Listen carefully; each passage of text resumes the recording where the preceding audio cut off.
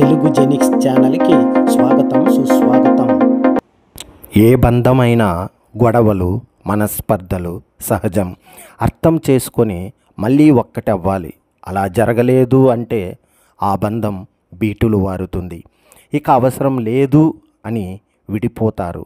పట్టుకుని ఊగలాడాల్సిన అవసరం లేదనుకుంటారు. క్షణికం ఆ బంధం. ఇక జీవితాంతం ఎలా కలిసి ఉంటారు?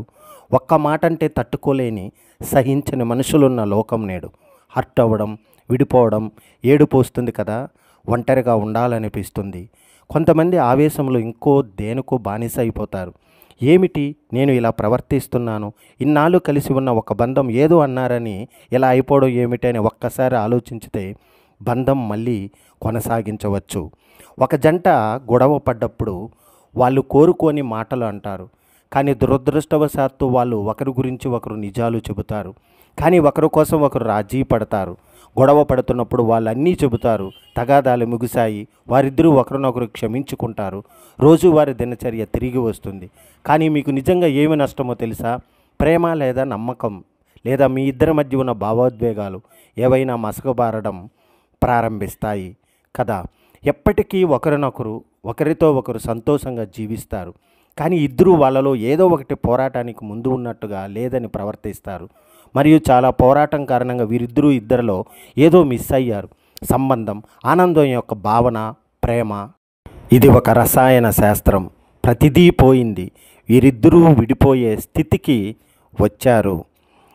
ఆమె ఎప్పుడూ గొడవ పడేది. అతనికి గొడవ పడే స్వభావం లేకపోవడంతో ప్రతిసారి రాజీ పడ్డాడు. కానీ ఆమె చెప్పే ప్రతి మాట ప్రతిసారి ఏదో ఒకటిని బాధ పెట్టేది. గొడవ వల్ల ఇద్దరూ సాధారణం అవుతారు. కానీ ఆ విరిగిన మనస్సు ఆ విషయాలు బాధించేది. అది దాదాపు చాలా సంవత్సరాలుగా జరుగుతుంది. అర్థం కాలేదు. ఎందుకు గొడవ పడతామో, ఎందుకు కలిసి ఉంటామో తెలియదు. బహుశా అదే ప్రేమంటే. పురమన్న తర్వాత చిన్న చిన్న గొడవలు సహజం. మితిమించకుండా ఉండాలి. లేదంటే నలుగురిలో నవ్వుల పాలు అవుతారు. పిల్లల ముందు పలుచునవుతారు. గొడవలు పడకుండా ఏ భార్య భర్త ఉండరు. కనులు వాకితే కాపురం ఉంటావు, కళ్ళు మూస్తే మాయం అవుతావు. నల్ల మిరియాల కన్నులోడా నమలేటట్టు ఏం చూస్తావు? నూరి కారమంతా నా కనులు ఎర్రగా చేస్తావు. కలలోనే గమ్ముగుంటావు, కళ్ళ ముందుకొస్తే కసిరి కొడతావు. కస్సు బొస్సులతో కాపురం అంటావు. చింత చిగురులా చిలిపి పిల్లనోయి, చిగురు మావిలా కందిపోతానోయి. నీ సొగసు చూపులో కరిగిపోతానోయి, చిలిపి కబురులింక చెప్పవోయి. కసిరినా ఇసిరినన్ని ఆలినే నేను, నీ పిసిరంత నవ్వు కోసం ఆశపడతాను. అసలేది సిసలేది మన మధ్య కొసరి ఇచ్చే ముద్దు కన్నా. ఎంతేసి మాటలన్నా ఇంతలోనే శాంతమయ్యే నీ చూపు కన్నా ఏది మిన్నా పైకి లేచే పౌరుషాలు నీ ముక్కు చివరే ఉంచుబోయి. అవి తాకే లోపినే పారిపోతాను. నీ మీసమంటే నడిచిపోతాను. మీ పెదవిపై నేను ఎదురుపోతాను. పొద్దు పొడిచేది నీ పెదవిపైనే, ఒద్దికుండేది నీ గుండెపైనే. వద్దకొచ్చే ప్రేమను నేను వద్దు అంటే వెడలిపోను. దిద్దరాని తప్పులు చేసిన సుద్దు బుద్ధులు నేర్పుతాను. ముద్దు మోములో ముంచుతాను. ప్రేమలో 2 రకాలు ఉంటాయి. ఒకటి బేషరతు ప్రేమ, రెండవది షరతులతో కూడిన ప్రేమ. అన్కండిషనల్ ప్రేమలో కఠినమైన నియమాలు ఏమీ ఉండవు. ఉదాహరణకు తల్లిదండ్రుల ప్రేమ. పిల్లలు ఎంత అల్లరి చేసినా, ఎంత నిద్ర లేకుండా చేసినా, ఎంత కష్టపెట్టినా, ఎన్ని మాటలు అన్నా వారి ప్రేమలో పెద్ద మార్పేమీ ఉండదు. కండిషనల్ ప్రేమలో ఎదుటి వ్యక్తి పలానా లక్షణాలతోనే ఉండాలని, పలానా అలవాట్లు పద్ధతులు ప్రవర్తనతో ఉండాలని అంతర్లీనంగా ఒక నియమం ఉంటుంది. ఆ నియమం దాటిన పక్షంలో ప్రేమ తగ్గిపోవడం లేదా అంతమవడం జరుగుతుంది. పిల్లలది కండిషనల్ ప్రేమ. ఇవి కొనిస్తేనే, ఇలా చేస్తేనే దీనికి ఒప్పుకుంటాను అనే నిబంధనలు ఉంటాయి. 20 ఏళ్ళు పెంచి పెద్ద చేసిన తల్లిదండ్రులు కాదని వారి మనసుల్ని బాధపెట్టి వాళ్ళ పరువుతో ఆడుకొని తమ పంతము గెలిపించుకునే అబ్బాయిలు అమ్మాయిల నుండి తమ జీవితాలను తాము చూసుకుని తల్లిదండ్రులను వృద్ధాశ్రమంలో వదిలేవారి దాకా దాదాపు అందరూ ఈ కోవలోనే ఉంటారు. ఇదే విధంగా భార్యాభర్తలది కూడా కండిషనల్ ప్రేమే. ఒకరికి కట్టుబడి ఉండాలని, అనుమానం కలిగించేలా ప్రవర్తించకూడదని, నమ్మకంగా ఉండాలని, మర్యాద గౌరవం వంటివి ఇచ్చిపుచ్చుకోవాలని, ఒకరి పట్ల ఒకరు సహనంతో ఉండాలని, నిందించుకోకూడదని, నిష్ఠూరాలు ఆడకుండా ఉండాలని, నా కోసం నువ్వు ఇది చెయ్యి, నీ కోసం నేను ఇది చేస్తాను లాంటి నియమాల మధ్య భార్యాభర్తల బంధం ఉంటుంది. ఈ నియమాలు చాలవన్నట్లు అహం, అర్థం చేసుకునే నైపుణ్యం కొరవడడం, చెప్పుడు మాటలు ఇలాంటివి ఎన్నో ఉంటాయి. ఓ కొడుకు గురించి తండ్రికి చెబితే ఉండే రియాక్షన్ తక్కువ స్థాయిలో ఉంటుంది, లేదా అసలు ఉండదు. కొడుకుని వెనకేసుకు వచ్చే అవకాశం ఎక్కువ. ఓ కూతురి గురించి తల్లికి చెబితే ఆవిడ కూతురుని అన్నవారిని చీల్చి చెండాయడానికి అవకాశాలు ఎక్కువ. కానీ ఓ భార్య గురించి ఆమె భర్తకు చెబితే వారిద్దరి మధ్య గొడవ జరగడానికి అవకాశాలు అధికం. పైన చెప్పిన నియమాలలో ఏ ఒక్క విషయంలో అయినా అటు ఇటు అయితే గొడవలు మొదలవుతాయి, విడాకులకు కారణమవుతాయి. సమానత్వం సమస్యకు మూల కారణం. ఎందుకు అవుతుందో అర్థం కాని విషయం. వారిలో ఉన్న నెగటివ్ విషయాలు, లోపాలు చెప్పకూడదు. సరదాగా ఉన్నప్పుడు ఏమీ అనుకోరు, కానీ కొంచెం కోపంలో ఉన్నప్పుడు చెబితే గొడవ కూడా జరుగుతుంది, పెద్దదైపోతుంది. కాబట్టి సమయం సందర్భాన్ని బట్టి కొంచెం నిదానించి మాట్లాడాలి. మాట జారితే వెనుకకు తీసుకోలేం. ఏ విషయంలో అయినా గొడవ పడని భార్యాభర్తలు దాదాపు ఉండరు. గొడవలు లేని కాపురం ఉప్పు లేని పప్పు లాంటిది.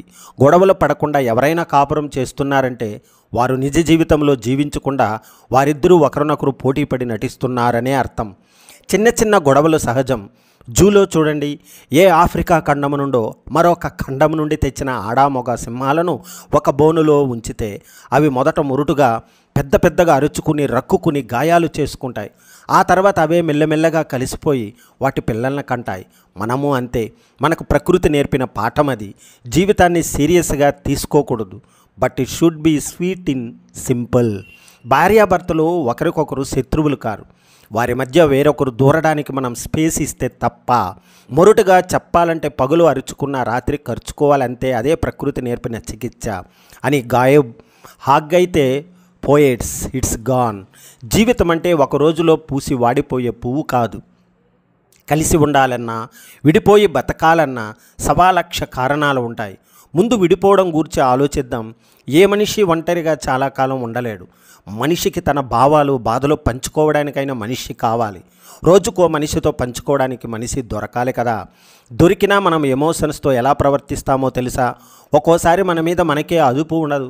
అలాంటప్పుడు మనకు సమాజం ఆపాదించే పేర్లు వేరుగా ఉంటాయి. ఇవన్నీ దృష్టిలో పెట్టుకుంటే కపుల్ ఎందుకు కొట్టుకున్నా కలిసి ఉండాలి తెలుస్తుంది. గొడవలు లేకుండా ఉండడం అసాధ్యం. చిట్కాలు పాటిస్తే గొడవలు తగ్గించుకోవచ్చు. ఒకరితో ఒకరు బాగా మాట్లాడాలి. అవసరాలను భావాలను పంచుకోవాలి.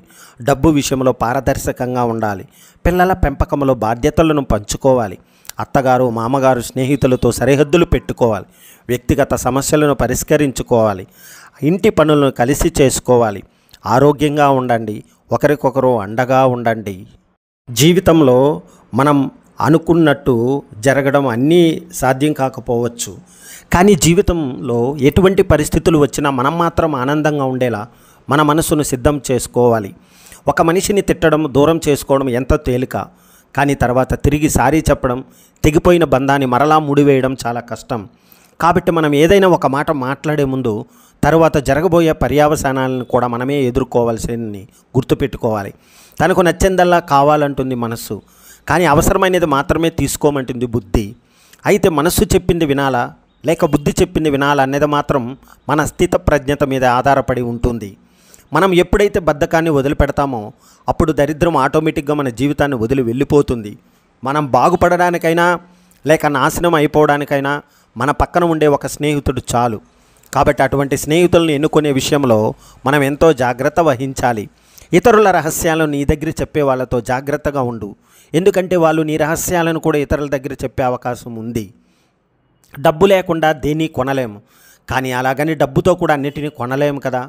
ఈ లోకంలో టాలెంట్కి అవకాశాలు అస్సలు కొదవలేదు, కానీ సరి అయిన సమయానికి అవకాశాలను అందిపుచ్చుకుని సద్వినియోగపరుచుకున్నవాడే ఉన్నత స్థానాలను చేరుకుంటాడు. అదృష్టం ఉన్నవాడిని కాదు, కష్టపడే సత్తా ఉన్నవాడిని విజయం వరిస్తుంది. అన్ని సమయాల్లో ఆవేశం పనికిరాదు. కొన్ని సమస్యలను పరిష్కరించాలంటే ఆలోచన కావాలి. ఆ ఆలోచన పుట్టేది ప్రశాంతత నుండే. నటించే వాళ్ళు నలుగురితో బాగానే ఉంటారు, నిజం మాట్లాడే వాళ్ళే ఒంటరిగా మిగిలిపోతారు. అందుకే అంటారేమో యథార్థవాది లోక విరోధి అని.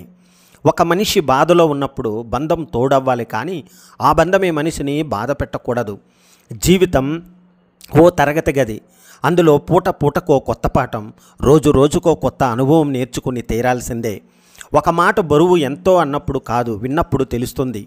అదృష్టం అంటే ధనం, వస్తువులు ఉండడం మాత్రమే కాదు, చేతి నిండా పని, కడుపు నిండా తిండి, కంటి నిండా నిద్ర, అవసరానికి ఆదుకునే ఆప్తులను కలిగి ఉండడమే నిజమైన అదృష్టం.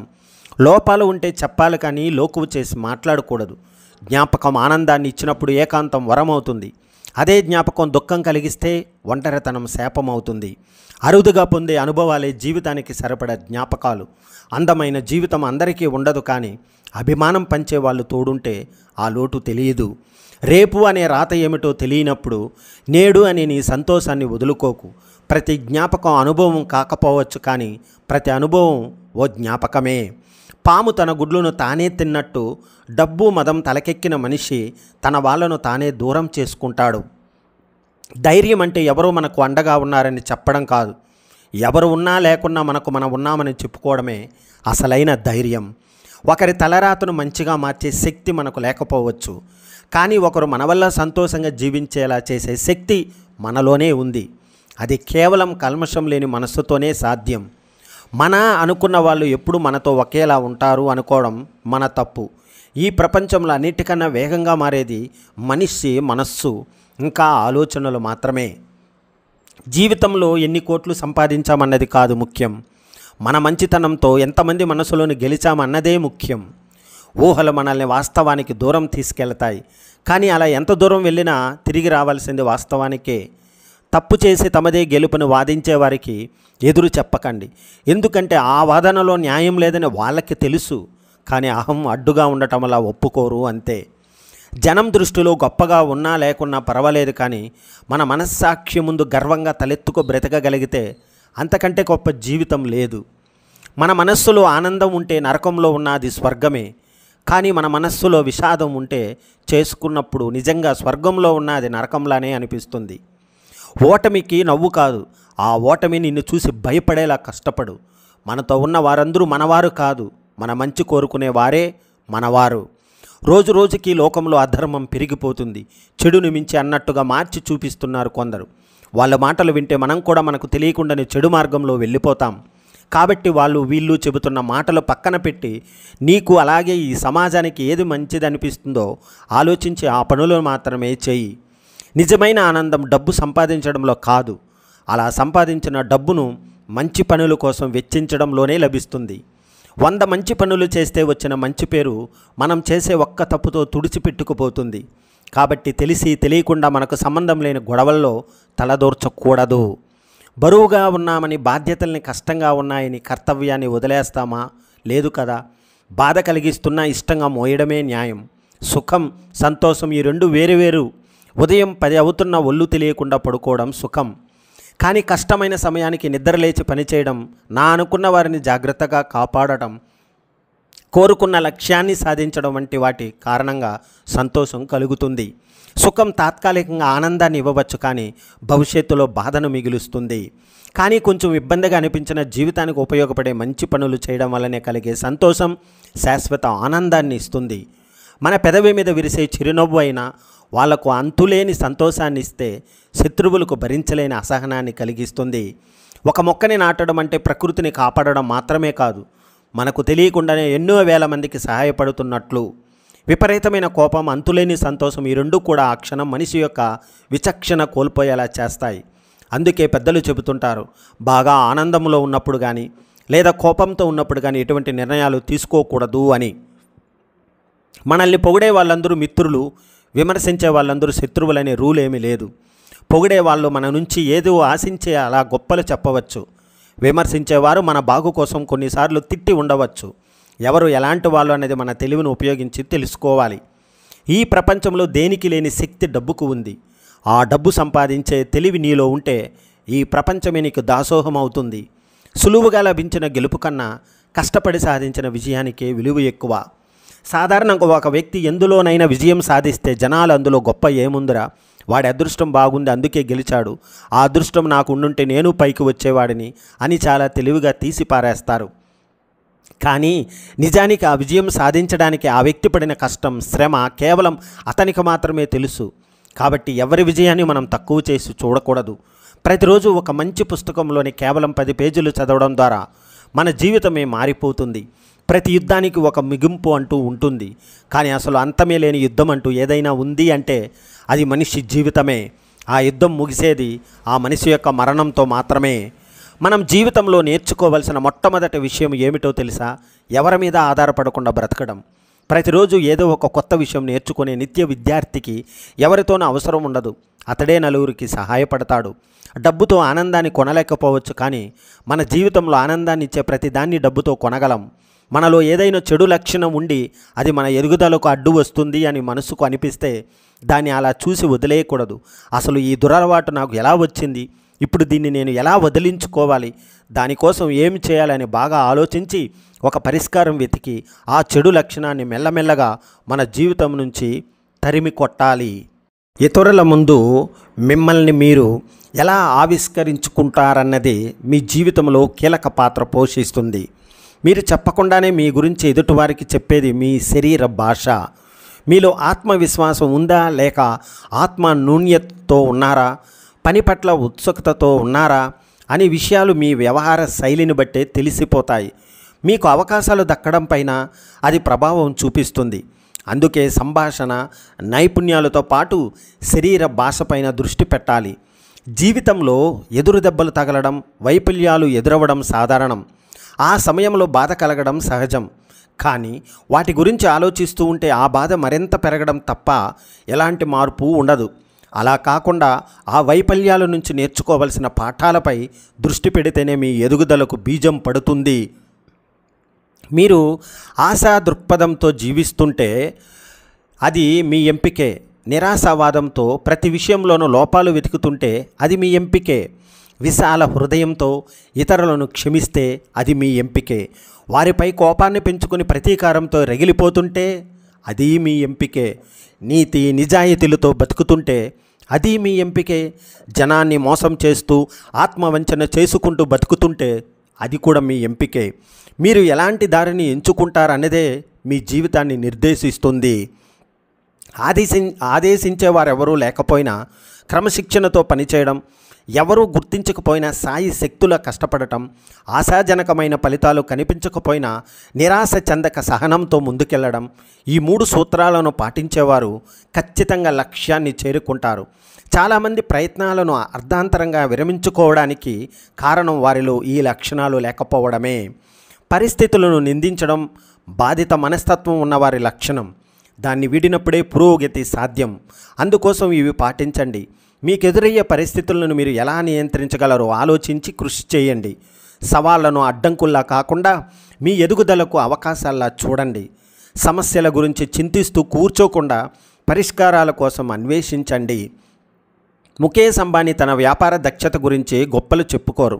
అజీజ్ ప్రేమ్జీ తన ఉదారత గురించి ఆడంబరాలు పలకరు. రతన్ టాటా తన నిజాయితీ గురించి ఎప్పుడూ చెప్పుకోలేదు. సింహానికి ఎప్పుడూ తాను సింహం అన్న విషయాన్ని చెప్పుకునే అవసరం రాదు. కానీ కొందరు తాము గొప్పవారమని, మేధావులమని, సంపన్నులమని ఇలా తమ గురించి తాము చెప్పుకుంటూ ఆర్భాటం చూపిస్తుంటారు. అలాంటి వారి పట్ల జాగ్రత్తగా ఉండాలి. ఈ ప్రపంచంలో ఏ ఒక్కరికి అన్ని విషయాలపైన అవగాహన ఉండదు. అయితే ఫలానా విషయం తమకు తెలియదని అంగీకరించే మనస్తత్వం ఉన్నవారే దాని గురించి తెలుసుకోవడానికి సిద్ధపడతారు. ఆ జిజ్ఞాసతోనే జ్ఞానాన్ని సంపాదించి జీవితంలో వృద్ధి చెందుతారు. ఫలానా విషయం తమకు తెలియదని చెప్పడానికి అహం అడ్డొచ్చి అన్నీ తెలిసినట్లు నటించేవారు మాత్రం అక్కడే ఆగిపోతారు. రాత్రిపూట నిద్ర పట్టక ఇబ్బంది పడుతున్నారా? అయితే నిద్రకు ఉపక్రమించడానికి గంట ముందు 2 కివీ పండ్లు తినండి. దీనివల్ల మీ నిద్ర నాణ్యత మెరుగవుతుంది. నిద్ర ప్రక్రియను ప్రభావితం చేసే సెరోటోనిన్ హార్మోన్ కివీల్లో పుష్కలంగా ఉండటమే ఇందుకు కారణం. భార్యాభర్తలు, అన్నదమ్ములు, స్నేహితులు ఇలా ఏ బంధంలోనైనా పొరపుచ్చాలు రావడం సహజమే. ఎలాంటి భేషజాలు లేకుండా నిజాయితీగా చర్చించుకోవడం ద్వారానే విభేదాలు తొలగుతాయి. అయితే అలాంటి సంభాషణలు ఎదుటివారిని ఇబ్బంది పెడతాయన్న భావనతో మౌనంగా ఉండటం, అంతా సవ్యంగా ఉన్నట్లు నటించడం, విభేదాలు వాటంతటవే సమసిపోతాయని విశ్వసిస్తే సమస్య మరింత పెద్దదై ఆ బంధం విరిగిపోయే ప్రమాదం ఉంది. మధుమేహం అనేది అనారోగ్యకర జీవన శైలి, అలవాట్ల ద్వారా వచ్చే వ్యాధి అది. దాని చికిత్సకు ఔషధాలు మాత్రమే సరిపోవు, జీవన శైలిని కూడా మార్చుకోవాలి. అందులో భాగంగా తీపి పదార్థాలను తీసుకోవడం పూర్తిగా తగ్గించాలి. ఒత్తిడిని తగ్గించుకోవడంపై దృష్టి పెట్టాలి. ప్రోటీన్లు సమృద్ధిగా, కార్బోహైడ్రేట్లు తక్కువగా ఉండే ఆహారాన్ని తీసుకోవాలి. రోజుకు 8 గంటల సేపు నిద్రపోవాలి. నడక, వ్యాయామం ద్వారా శరీరాన్ని చురుగ్గా ఉంచుకోవాలి. తమకు జరిగిన చెడు గురించి బాధపడుతూ సమయం వృధా చేసుకోరు. దాన్ని వెంటనే మర్చిపోయి ప్రస్తుతం చేయాల్సిన పనులపైన దృష్టి పెడతారు. మార్పును స్వాగతిస్తారు, సవాళ్లను స్వీకరిస్తారు. తమ నియంత్రణలో లేని విషయాల గురించి పట్టించుకోరు. తద్వారా వారు ఎల్లప్పుడూ ఆనందంగా ఉంటారు. తమ జీవితాన్ని తీర్చిదిద్దే బాధ్యత తమదేనని విశ్వసిస్తారు. కొత్త నైపుణ్యాలు నేర్చుకోవడం ద్వారా మెరుగైన భవిష్యత్తుకు బాటలు వేసుకుంటారు. మీ జీవితాన్ని మార్చుకోవాలన్న బలమైన కోరిక మీలో ఉంటే అందుకు అవసరమైన మార్గాలను మీరు కనుగొంటారు. ఆ తపన మీలో లేకపోతే మీరు సాకులను వెతుక్కుంటారు. మీకు మీ కలలకు మధ్య అడ్డుగోడను నిర్మించే ఇటుకలే సాకులు. పరిష్కారాల కోసం వెతికే మనస్తత్వం ఉంటే మీ ప్రతి ప్రశ్నకు సమాధానం దొరుకుతుంది. నిరాశావాదంతో జీవించే వారికి ప్రతి పరిష్కారంలోనూ సమస్యలే కనిపిస్తాయి.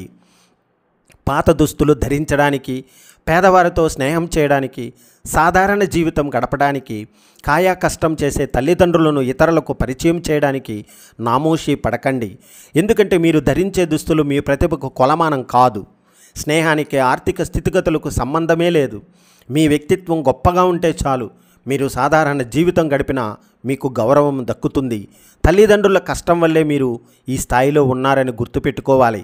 మీరు ఓ కొత్త లక్ష్యాన్ని ఎంచుకున్నప్పుడు చాలామంది మీరు అడగకుండానే సలహాలు ఇస్తుంటారు. అది చాలా రిస్క్తో కూడుకున్నదని, అందులో విజయం సాధించడం కష్టమని, దాన్ని ఎంత త్వరగా వదిలేస్తే అంత మంచిదని చెబుతుంటారు. కానీ వారిలో ఏ ఒక్కరూ మీరు తలపెట్టిన పనిని ప్రయత్నించి ఉండరు. అలాంటి వారి మాటలు వింటూ కూర్చుంటే మీ సామర్థ్యాల మీద మీకే అపనమ్మకం కలుగుతుంది. అందుకే వారికి ఆ అవకాశం ఇవ్వకండి. చాలామంది నిద్రలో నోటి ద్వారా గాలి పీలుస్తుంటారు. ఈ అలవాటు ఆక్సిజన్ సామర్థ్యాన్ని తగ్గిస్తుంది, ఒత్తిడిని పెంచుతుంది. ముక్కు ద్వారా జరిపే శ్వాస ప్రక్రియ గాలిని శుద్ధి చేస్తుంది, శరీరంలోని నైట్రిక్ ఆక్సైడ్ స్థాయిలను పెంచుతుంది, నాడీ వ్యవస్థకు ఉపశమనం కలిగించి ఒత్తిడిని తగ్గిస్తుంది. అందుకే నోటితో గాలిని పీల్చుకోవద్దు. మీరు ఉపాధి కోసం ఉద్యోగం చేస్తున్నారా, లేక దాన్ని ఇష్టపడి చేస్తున్నారా? వేతనం కోసం పనిచేస్తున్నట్లయితే అందులో మీరు పూర్తి సామర్థ్యాన్ని వినియోగించరు. అందులో ఎదగాలని మీకంటూ గుర్తింపు తెచ్చుకోవాలన్న తపన ఉండదు. జీవితంలో మీరు ఏం చేసినా అది మీలో ఉత్సుకత రేకెత్తించేలా ఉండాలి. అప్పుడే మీరు ఇష్టంగా కష్టపడతారు. మీకు పని చేస్తున్న భావన కూడా కలగదు. మిమ్మల్ని చూసి అసూయపడేవారు, ద్వేషించేవారు ఎక్కువ అవుతున్నారంటే మీరు జీవితంలో ఎదుగుతున్నారనే అర్థం. మీకన్నా మెరుగ్గా ఉన్నవారికి మీ మీద అసూయ, ద్వేషం పెంచుకునే తీరిక అవసరం ఉండవు. మీరు చేసే పనులను అదే పనిగా విమర్శించే వారిలో ఒక్కరు కూడా మీ స్థాయికి సరితూగరని తెలుసుకోండి. అలాంటి వారి మాటలను పట్టించుకోకుండా మీ పనిపైన దృష్టి పెట్టండి. మీరు చేసే పని సులువుగా ఉండాలని, త్వరగా ఫలితాలు వచ్చేయాలని, ఎలాంటి సమస్యలు ఎదురు కాకూడదని కోరుకోవడం మానండి. కఠిన పరిస్థితులను వద్దనుకుంటే మీ పురోగతిని దూరం చేసుకున్నట్లే. శీఘ్ర ఫలితాల కోసం చూడకుండా క్రమశిక్షణతో కృషి చేస్తూ సవాళ్లకు ఎదురెళ్ళినప్పుడే మీ జీవితంలో మార్పు వస్తుంది. తేలికపాటి బరువులు ఎత్తుతూ దేహ దారుఢ్యాన్ని కోరుకుంటే సాధ్యం కాదు. జీవితం విషయంలోనూ ఇదే వర్తిస్తుంది. విమర్శలకు ఎప్పుడు భయపడకండి. మీ పనిని ఎవరైనా విమర్శించినప్పుడు అందులో వాస్తవాలు ఉన్నట్లయితే హోందాగా అంగీకరించండి. వారు ఎత్తి చూపిన లోపాలను సరిదిద్దుకోవడంపై దృష్టి పెట్టండి. అప్పుడే పనిలో మీరు ఇంకా మెరుగవుతారు. వాయిదా వేయడం అనేది సమయపాలనకు సంబంధించిన సమస్య మాత్రమే కాదు, అది భావోద్వేగాల నియంత్రణతోనూ ముడిపడినది. మీరు ఒక పనిని వాయిదా వేస్తున్నారంటే మీకు ఇష్టం లేని, ఒత్తిడి కలిగించే ఆ పని నుంచి తప్పించుకునేందుకు ప్రయత్నిస్తున్నట్టు లెక్క. వాయిదాల వల్ల మీపై భారం పెరుగుతుంది. మొదలుపెట్టి చూడండి, పని పూర్తవుతుందన్న భావన మీకు ఎంతో ఉత్సాహాన్ని ఇస్తుంది. గొప్ప తండ్రిగా ఉండడం అంటే తమ ఆరోగ్యాన్ని, లక్ష్యాలను, గుర్తింపును, ఇష్టాలను అన్నింటినీ కుటుంబం కోసం త్యాగం చేయడమేనని చాలామంది భ్రమపడుతుంటారు. నిజానికి అలా చేయడం అంటే మిమ్మల్ని మీరు నాశనం చేసుకోవడమే. మీకు అలాంటి పరిస్థితి రావడాన్ని మీ కుటుంబం ఎప్పటికీ కోరుకోదు.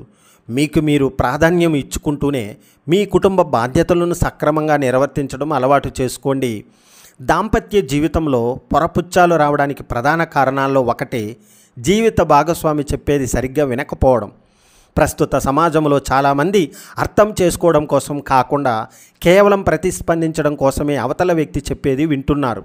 మీరు ఆ కోవలో చేరకండి.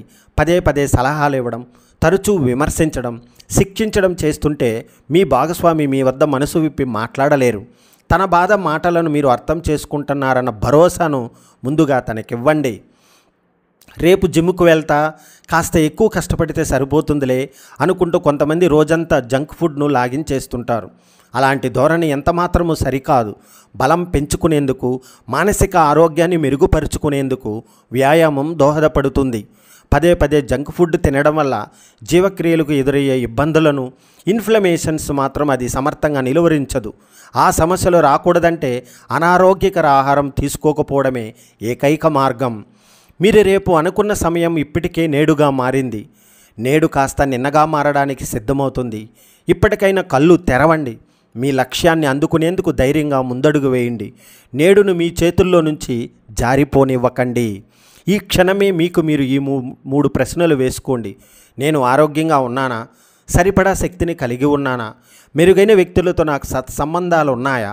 వీటికి మీ సమాధానం లేదు అయితే జీవితంలో మీ ప్రస్తుత ప్రాధాన్యాలను వెంటనే మార్చుకోండి. వ్యక్తిగతంగా మీరు ఎంత వేగంగా పరిగెత్తగలిగినా మీ సహచరుడికి బ్యాట్ సరిగా అందచేయలేకపోతే రీలే పరుగులో మీ జట్టు ఓడిపోవడం ఖాయం. బృంద నాయకుల విషయంలోని ఇదే వర్తిస్తుంది. తర్వాత తరానికి నాయకత్వ బాధ్యతలు అప్పగించేందుకు వారు సంసిద్ధులుగా ఉండాలి. అందుకోసం బలమైన వారసులను తయారు చేసుకోవడంపై ముందు నుంచి దృష్టి పెట్టాలి. శ్రేష్టత అనేది అనుకోకుండా దక్కేది కాదు.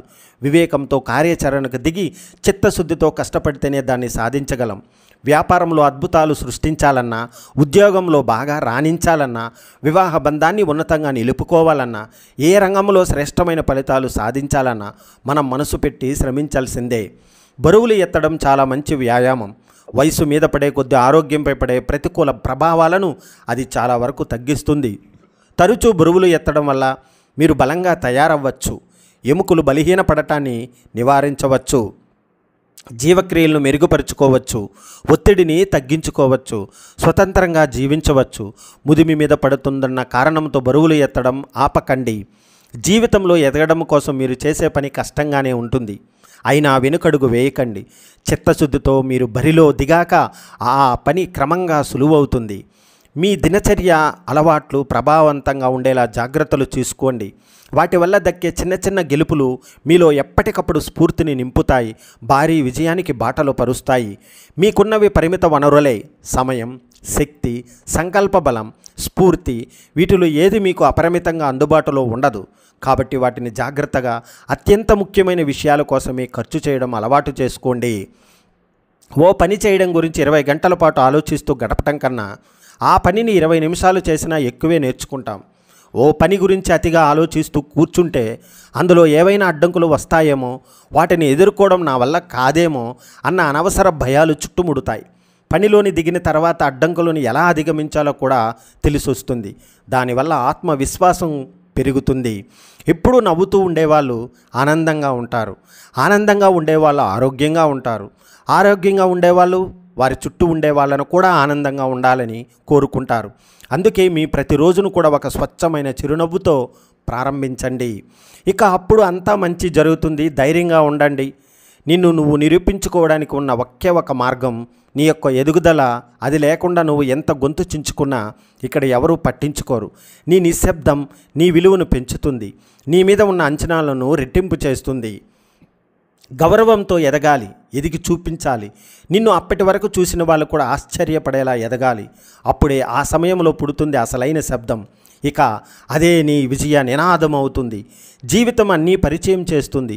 తిని ఖాళీగా కూర్చునే రోజులను, అసలు తినడానికే సమయం దొరకని రోజులను కూడా, నిద్ర పట్టని రాత్రులను, అసలు నిద్రలేని రాత్రులను కూడా, ఘోరమైన ఓటమనే ఘనమైన గెలుపును కూడా, ఆకాశానికి ఎత్తే అభిమానాన్ని, పాతాళానికి తొక్కి మోసాన్ని కూడా, బాధలో తోడుగా ఉండే బంధాన్ని, బాధించే బంధువులను కూడా వంగి వంగి దండాలు పెట్టించుకునే అధికారాన్ని పరిచయం చేస్తుంది జీవితం. ఎవరి కంటికి కనిపించని దీనావస్థని పరిచయం చేస్తుంది జీవితం అనేది. అన్నిటినీ పరిచయం చేస్తుంది. నీకు నచ్చినా నచ్చకపోయినా నువ్వు ఎదుర్కోవలసిందే. మనస్సులో మోయలేనంత బరువు ఉన్నప్పుడు ఏం చేయాలి అనే అందుకున్న సమాధానం కొన్నిసార్లు ఆ బరువును మోయడమే మన కర్తవ్యం అవుతుంది. బాధను భరిస్తేనే భోగమవుతుంది. లేదంటే అది జీవితంలో అన్ని రోగాలకు కారణమవుతుంది. నీలో మంచితనం ఎంత ఉంటుందో భగవంతుని మనసులో నీ స్థానం కూడా అంతే మంచిగా ఉంటుంది. నీవు చేసే పాప పుణ్యాలు పైన నీ జీవితం అంతా కూడా ఆధారపడి ఉంటుంది. ప్రశ్న ఏదైనా ప్రేమతో బదులిస్తే మనం గడిపే ప్రతిరోజు కూడా అందంగా ఉంటుంది. బదులిచ్చే విధానంతోనే సగం ప్రపంచాన్ని మనం గెలవచ్చు. పుకార్లు అనేవి శత్రువుల ద్వారా పుట్టి అజ్ఞానుల ద్వారా పక్కి మూర్ఖుల ద్వారా అంగీకరించబడతాయి. ఈ మూడింటిలోనూ మనం ఉండకూడదు. భగవంతుడు వరాలను ఇవ్వడు, శాపాలను కూడా ఇవ్వడు. కేవలం అవకాశాలను మాత్రమే ఇస్తాడు. వాటిని వరాలుగా మార్చుకోవడం లేదా శాపాలుగా మార్చుకోవడం అనేది అంతా మన చేతుల్లోనే ఉంటుంది. ఎవరో ఏదో అన్నారని, ఎవరో ఏదో అనుకుంటారని మీ చిన్న చిన్న ఆనందాలను దూరం చేసుకోకండి. మాటలు అనేవాళ్ళు మనం మంచి చేస్తున్నా అంటారు, చెడు చేసినా అంటారు. విమర్శించడానికి వాళ్ళకి ఏదో ఒక కారణం కావాలంతే. ఇక అలాంటి వాళ్ళ గురించి ఆలోచించి మీ ఆనందాన్ని దూరం చేసుకోకండి. అలాంటి వాళ్ళు ఇంకా ఇంకా అసూయపడేలా ఇంకా ఆనందంగా చిరునవ్వుతో జీవిస్తూ ఉండండి. అప్పుడే అందరి నోళ్ళు మూతపడతాయి. మనది కాని వాటిపై అత్యాశ ఎంత ప్రమాదకరమో మనదైన వాటిపై నిర్లక్ష్యం కూడా అంతే ప్రమాదకరం. మన తాహతకు మించి ఏది ఎక్కువైన అది విషంతో సమానమే. అది ప్రేమైన, ద్వేషమైన, అధికారమైన, ఐశ్వర్యమైన, ఆకలైన, కోరికైన, సోమరితనమైన మరేదైనా సరే.